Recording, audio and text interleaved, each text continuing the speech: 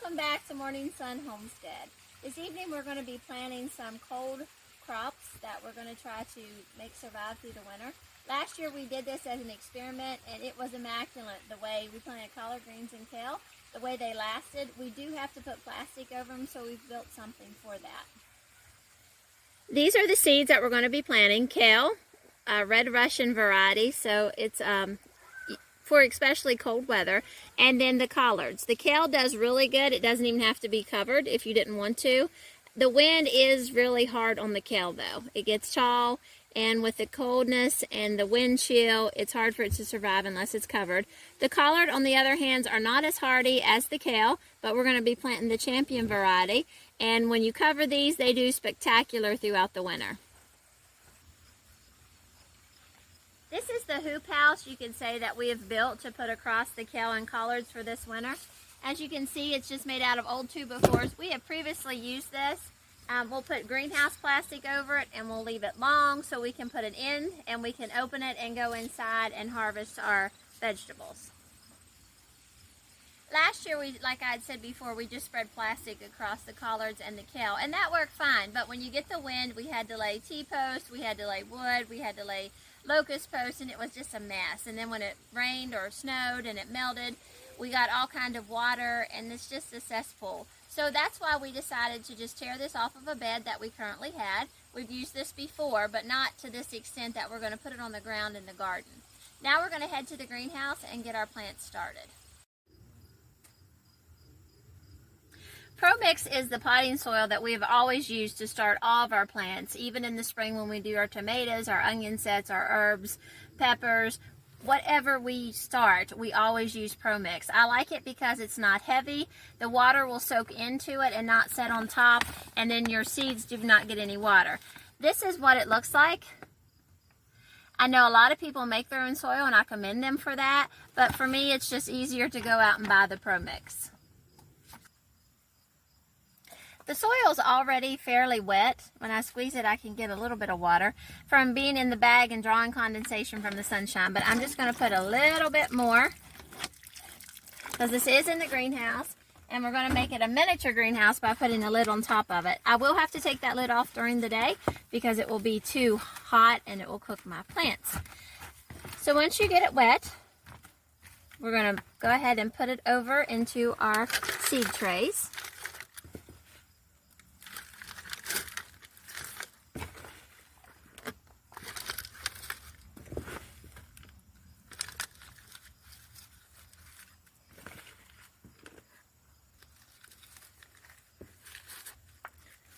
And I try to make it nice and even, just so we need to press them down some, and then we'll have to come back and fill in all the holes. As you can see, some of them are really full, others are really sink.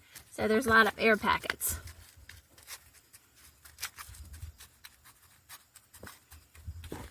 And whatever soil I have left will be fine just sitting here. It will dry out, but it's going to be a minimal amount. I'm not sure I'll even have any left.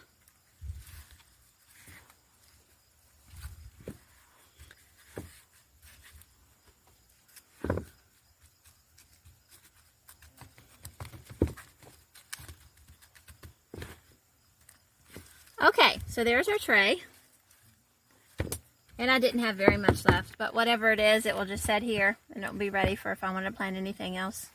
Because we also move all of our herbs indoors, and sometimes we have to repot those, so that'll be another video. So, we have this. I recycle, like we got some flowers, so I recycled the tab. I'll put it on one end to show it's kale. Collards will be at the other. And I will use one of these to split, because I have a 24 tray, and I'll just put it in the middle so I know that this side is going to be kale, this side's going to be collards. If this was tomatoes, I would mark them much better because we plant different varieties, or peppers, but that is more towards spring when you have more plants. So we're going to open the kale, and you don't want to get your seeds wet while they're in the packet. That's a death sentence for them. As you can see, they're very small. I just poke down with my finger in the holes. Make a hole in the dirt with my finger because it's not hard that it can't be poked. And then And I should have worn my glasses because I have trouble seeing up close. We'll take one seed and put it in each hole.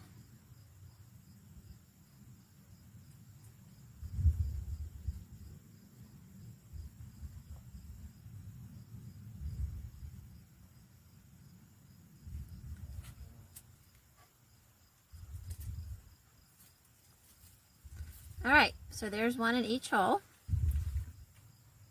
And now you just put a little dirt, because we just, you know, when we poked it kind of pushed out. But we do have that excess. So we can easily just grab some of that and put it across the top. So there's our kale. If they all germinate, we'll have 12 plants. Now we're going to plant the collards on this side. I've switched the tray around, so we still poke the holes.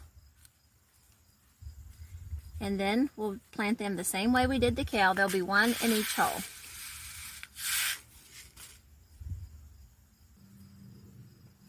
Alright, we've got the collards planted and the kale. Now, because the nights are a little cool, they do dip sometimes down below 60s. Last week we had 41. So we just never know what's going to happen. And the water in the soil is plenty watered. I'm going to put a miniature greenhouse on them for the night. Each night they will have a miniature greenhouse.